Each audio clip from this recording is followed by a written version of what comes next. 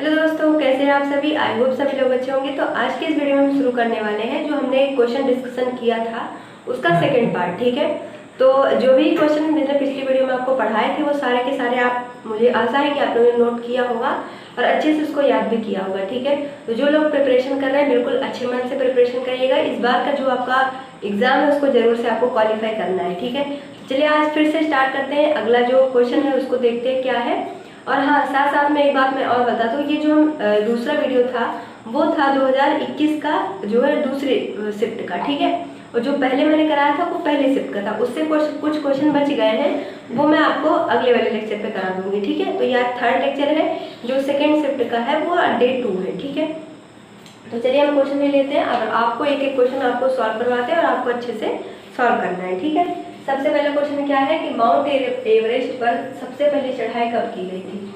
Mount Everest पर प्रथम बार, पहली बार चढ़ाई कब की गई, चढ़ाई कब की गई। ठीक है, तो इसका आंसर क्या है 1953। किसने किसने किया था, एडमंड हिलेरी और तेंजिंग नॉर्गे ने। ठीक, दूसरा क्वेश्चन क्या है, ध्यान से पढ़िएगा। आपको दर्रा दे रखा है और मतलब जो पासेस होते हैं उनका नाम दे रखा है और स्टेट दे रखी है, आपको उसको मैच करना है। ठीक है, तो एक तरफ मैं यहाँ पर पासेस लिख रही हूँ यानी कि दर्रे, और दूसरी तरफ राज्य। ठीक, पहला ऑप्शन क्या है, जो जिला, और जो जिला क्या लिखा है, जो जिला, और कौन सा है, जो जिले के बाद दुर्जिला, और यहाँ पर ऑप्शन में स्टेट इधर क्या है, जम्मू कश्मीर। उसके बाद नीचे क्या है, बारालाचा, और इधर स्टेट क्या है, उत्तर प्रदेश। उसके नीचे क्या है, थांगला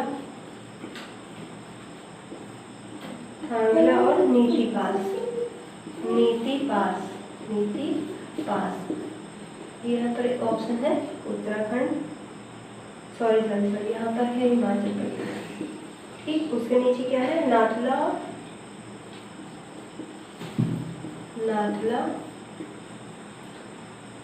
जिलेकला, और इसमें ऑप्शन क्या है, सिक्किम है। क्या है ऑप्शन, सिक्किम। अब आपको इसको क्या करना है, मैच करना है। मैच करने का मतलब ये है, आपको बताना है कि इसमें से कौन सा गलत है। ठीक है, तो देखो, अगर मैं आपको एक चीज यहाँ पे एक ट्रिक बता दूं, देखो यहाँ पे लिखा है नाथुला। ठीक है, याद रखिएगा हमेशा नाथुला और एक दर्रा है नाकुला, दोनों हमेशा साथ में याद रखिएगा। दोनों अलग अलग है लेकिन साथ में ही याद रखिएगा, दोनों कहाँ पर है, सिक्किम में है। ठीक है, तो ये जो है ऑप्शन एलिमिनेशन के लिए आपको टेक्निक काम आती है। ठीक है, तो नाथुला अगर जिसमें ऑप्शन में समझ लो वो कहाँ पर है, सिक्किम में है, तो ये ऑप्शन सही मैच हो गया, यानी कि ये वाला सही है। उसके बाद क्या है, ऊपर क्या लिखा हुआ है, बारालाचा, क्या है, उत्तर प्रदेश। इसके सामने क्या लिखा, उत्तर प्रदेश। आप याद करो कि क्या उत्तर प्रदेश में भी कोई ऐसा दर्रा है, तो जी नहीं, तो यहाँ पर सीधे ही ऑप्शन गलत हो गया। ठीक है, दूसरा ऑप्शन क्या हो गया, गलत हो गया। ठीक, अब यहाँ पर जो लिखा है नीति पास, याद होना चाहिए आपको कि जो नीति पास है वो कहाँ पर है, उत्तराखंड में है। अगर नीति पास उत्तराखंड में, तो इसका मतलब क्या, थांगला वाला भी उत्तराखंड में ही होगा, तो ये वाला ऑप्शन भी गलत हो गया। तो हमारे सामने क्या बच गया, ऊपर के दोनों ऑप्शन, यानी कि पहला और चौथा ही केवल क्या है, सही है, दूसरा और तीसरा गलत है। ठीक है, तो इसका आंसर आप लोग नोट कर लीजिए। अब उसके बाद देखिए थर्ड क्वेश्चन पर हम चल रहे हैं। जो भी कंफ्यूजन हो उसको कमेंट बॉक्स में जरूर से लिखिएगा। ठीक है, थर्ड क्वेश्चन देखो क्या है, पूछा गया है आपसे कि जो भारत की राष्ट्रीय आय होती है उसका आकलन कौन करता है। भारत की जो राष्ट्रीय आय होती है, उसका आकलन कौन करता है, उसका आकलन किसके द्वारा किया जाता है। तो हमें एक दिमाग में अगर हमने नहीं पढ़ा होगा या फिर हमें कॉन्सेप्ट अगर पता नहीं है, तो हमें सिर्फ ये समझ में आएगा फाइनेंस जो कमीशन होता है या फिर जो फाइनेंस मिनिस्ट्री होती है वही इसको कैलकुलेट करती है। लेकिन यहाँ पर गलत हो जाएगा आंसर, यहाँ पर होगा नेशनल स्टैटिस्टिकल ऑफिस या फिर ऑर्गेनाइजेशन, NSO के द्वारा इसको काउंट किया जाता है। कभी कभी क्या होता है, यहाँ पे नेशनल की जगह सेंट्रल दिया होता है ऑप्शन में, तो कंफ्यूज नहीं होना है, नेशनल और सेंट्रल मतलब एक ही। ठीक, उसके बाद देखिए लिखा है सेवा क्षेत्र का दूसरा नाम, यानी कि जो सर्विस सेक्टर होता है उसका दूसरा नाम क्या है, ये आपसे पूछा गया। तो याद रखिएगा जो सर्विस सेक्टर होता है वो क्या है, तृतीय सेक्टर। ठीक, पांचवा क्वेश्चन देखिए, क्या लिखा है, भारत में श्वेत क्रांति के जनक, श्वेत क्रांति के जनक किसको कहा जाता है? श्वेत क्रांति के जनक कौन है? तो ये आंसर याद रखिएगा, वर्गीस कुरियन, वर्गीस कुरियन। ठीक है। और जो अगर हम कहें कि जो श्वेत क्रांति है, आपको उसका जो ईयर है वो आपको बताना है मुझे। ठीक है। अब उसके बाद देखिए दूसरा क्वेश्चन क्या लिखा हुआ है, किसके बढ़ने के फलस्वरूप, इकोनॉमिक्स का क्वेश्चन है, किसके बढ़ने के फलस्वरूप निजी निवेश में वृद्धि की अधिक संभावना होती है? तो यहाँ पर क्या क्वेश्चन यहाँ पर हम लिख रहे हैं, आपको जो इतना नोट कर लिया होगा आपने, ठीक है, ऊपर से हम इरेज कर रहे हैं, ठीक है, नीचे, ताकि आपको नोट करने का टाइम मिल जाए। ऊपर वाला हम इरेज कर रहे हैं। ठीक, कोई भी कंफ्यूजन होगा अगर आपको तो आप मुझे जरूर से बताइएगा, तो आपका जो डाउट होगा वो मैं क्लियर करूँगी। ठीक है। देखो क्वेश्चन क्या लिखा है, सातवां क्वेश्चन यहाँ पे है कि जो किसके बढ़ने के फलस्वरूप निजी निवेश में वृद्धि की संभावना होती है?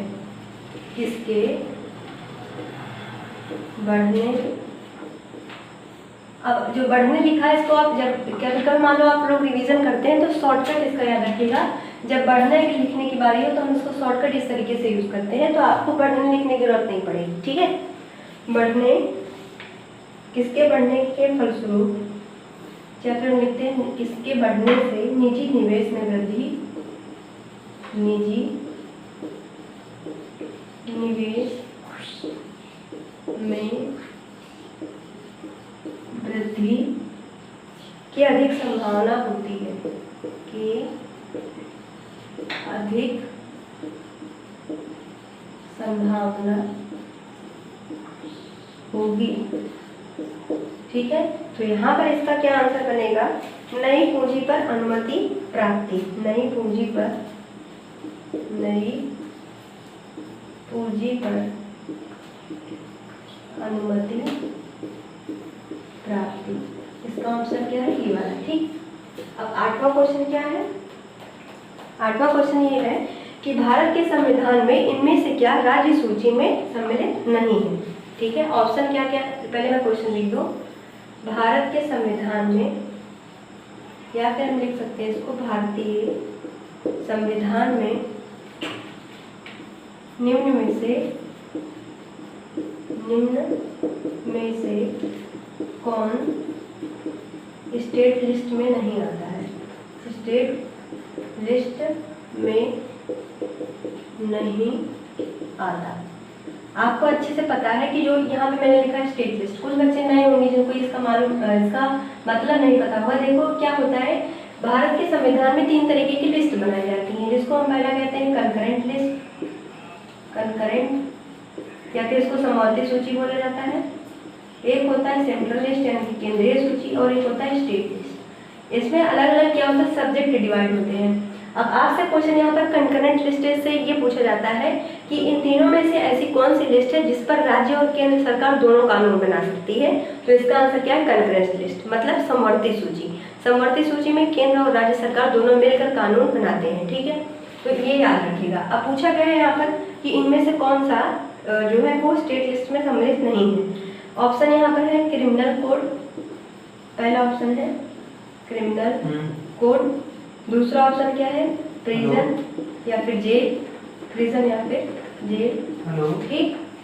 देखिए चारों ऑप्शन मैंने लिख दिए, पहला है क्रिमिनल कोड, दूसरा है प्रिजन या फिर जेल, तीसरा है लॉ एंड ऑर्डर और चौथा है पुलिस। तो ध्यान रखिएगा कि प्रिजन और जेल, लॉ एंड ऑर्डर और पुलिस, ये तीनों किस में आता है, स्टेट लिस्ट में आता है। ठीक है। तो ऑप्शन क्या बच गया हमारे पास, क्रिमिनल कोड जो है वो स्टेट लिस्ट में नहीं आता। ठीक है। अब उसके बाद देखिए क्या लिखा हुआ है, भारत में आर्थिक सुधार 1991 के दौरान प्रधानमंत्री कौन था? 1991 में भारत का प्रधानमंत्री कौन था? भारत के पीएम कौन थे? आपको यहाँ पे आंसर बताना है, तो याद रखिएगा पीवी नरसिम्हा राव। ठीक है। इनका नाम बहुत बार पूछा गया है तो आपको याद रखना है। ठीक, पीवी नरसिम्हा राव। ठीक। उसके बाद देखिए क्वेश्चन दूसरा क्या है, जो भी क्वेश्चन आज मैं सारे सेकंड शिफ्ट वाले कंप्लीट कर दूंगी। ठीक है। बोला गया है कि कौन सा अनुच्छेद ग्राम पंचायत के आयोजन के लिए है? कौन सा अनुच्छेद ग्राम पंचायत के आयोजन के लिए है? तो हमें केवल क्या बताना है, आर्टिकल किसके लिए, ग्राम पंचायत के लिए, ग्राम पंचायत के लिए। यहाँ पर ग्राम पंचायत बनाया जाएगा, इसके लिए आर्टिकल नंबर क्या है, 44, ठीक है, तो याद रखिएगा। ओके, अब उसके बाद क्या है, त्रिस्तरीय पंचायती राज व्यवस्था जो थी वो कौन सी कमेटी के कहने पर आई थी, ठीक है, तो याद रखिएगा। यहाँ पर मैं क्वेश्चन लिख दे रही हूँ, त्रिस्तरीय जो शासन व्यवस्था थी वो किस कमेटी के कहने पर आई थी, ठीक है। इतने सारे क्वेश्चन आपको मैं करा दे रही हूँ, सारे को आप लोग नोट कर लीजिएगा, ठीक है। त्रिस्तरीय व्यवस्था, ऑप्शन क्वेश्चन नंबर 11 है, त्रिस्तरीय व्यवस्था, त्रिस्तरीय व्यवस्था ये कौन सी कमेटी के कहने पर आया था, तो आंसर इसमें इसका याद रखिएगा, अशोक मेहता कमेटी, अशोक मेहता कमेटी, ठीक है। अब त्रिस्तरीय व्यवस्था में क्या होता है, यहाँ पर मैं थोड़ा सा इसका आपको बता दूं। त्रिस्तरीय व्यवस्था में ऊपर क्या होता है, सबसे ऊपर होता है यहाँ पर राज्य, उसके नीचे होता है जिला, उसके नीचे होता है ग्राम, यानी कि ग्राम पंचायत, जिला पंचायत और राज्य, ठीक। तो ये है त्रिस्तरीय व्यवस्था। इसका मतलब ये होता है, इसका लाने का उद्देश्य ये था कि हम किस तरीके से गांव का जो एडमिनिस्ट्रेशन है उसको हम सुधार सकते हैं, उसी को सुधारने के लिए ये त्रिस्तरीय व्यवस्था आई थी, ठीक है। सॉरी, यहाँ पर राज्य तो ये पहले था, ठीक है, गलत नहीं है, राज्य तो ये पहले था, बाद में अशोक मेहता जब उसके बाद जब और रिफॉर्मेशन यहाँ पर हुए थे तो यहाँ पर सबसे नीचे आता है ग्राम यानी कि विलेज, ऊपर आता है ब्लॉक और उसके ऊपर आता है डिस्ट्रिक्ट यानी कि जिला पंचायत, ठीक है।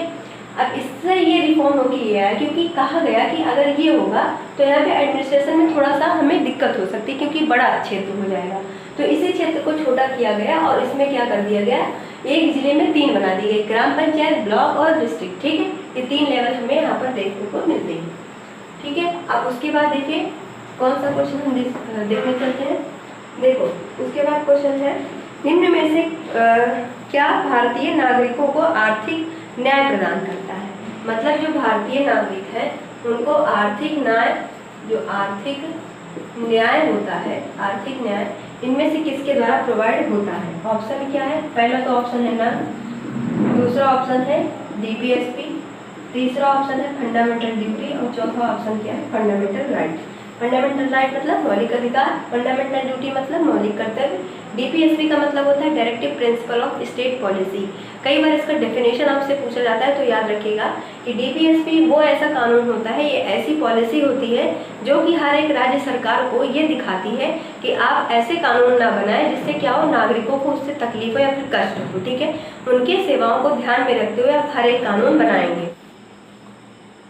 अब आपको इसमें बताना है कि इनमें से भारतीय नागरिकों को आर्थिक न्याय कौन प्रदान करता है। अब आपको ये ध्यान रखना है आर्थिक न्याय कौन देगा, बताइए, थोड़ा सा आइडिया लगाइए।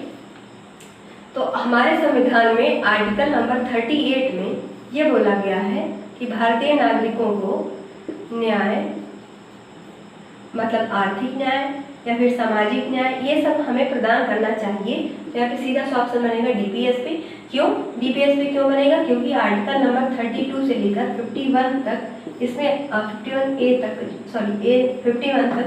इसमें आर्टिकल दिए गए जो कि डीपीएसपी के अंदर आता है। तो यहाँ पे आर्टिकल नंबर 38 है, तो 38 इसी के अंदर आएगा, तो हमने सीधा सा आंसर क्या कर दिया, डीपीएसपी। ओके, कोई दिक्कत नहीं है आपको समझने में, दिक्कत हो तो बताइएगा, ठीक है। आप जो क्वेश्चन नंबर 13 लिखते हैं, बोला गया है इसमें से जो त्वचा होती है उसकी सबसे जो ऊपरी लेयर होती है उसको क्या कहा जाता है। त्वचा की सबसे ऊपरी परत को क्या कहा जाता है, तो इसका आंसर क्या है, एपिडर्मिस। और ये क्वेश्चन बहुत बार पूछा गया है तो इसको याद रखिएगा, एपिडर्मिस, ठीक है। तो चलिए आज क्वेश्चन कंप्लीट कर लिया है हमने। तो अब ये सेकंड शिफ्ट का कंप्लीट हो चुका है। पहले शिफ्ट का थोड़ा क्वेश्चन कराया मैंने, कुछ 10 क्वेश्चन बचे हैं उसके, वो मैं आपको अभी वाली वीडियो में कराऊंगी, ठीक है। तो अच्छे से इसको पढ़िएगा, जो क्वेश्चन ना समझ में आया हो उसको जरूर से कमेंट बॉक्स में जरूर लिखिएगा और अपने दोस्तों के साथ वीडियो को जरूर से शेयर करिएगा, ठीक है। चलिए मिलते हैं अगले लेक्चर में, तब तक के लिए अच्छे से पढ़ाई करते रहिए, मस्त रहिए, व्यस्त रहिए। Thank you.